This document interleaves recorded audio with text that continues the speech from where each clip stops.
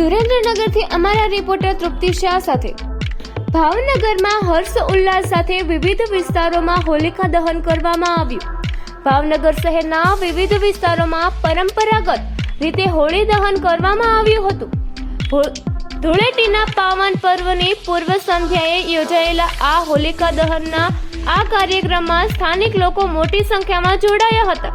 આસુરી શક્તિ પર દેવી શક્તિનો વિજય, અસત્ય પર સત્યનો વિજય એટલે હોળીનું પર્વ। ત્યારે આજે શહેરના વિવિધ ચોક, સોસાયટી અને જાહેર સ્થળોએ ભક્તિભાવ સાથે વિધિવત પૂજન કરી હોલિકા દહન કરવામાં આવ્યું। લોકોએ હોલિકાની પ્રદક્ષિણા કરી હતી।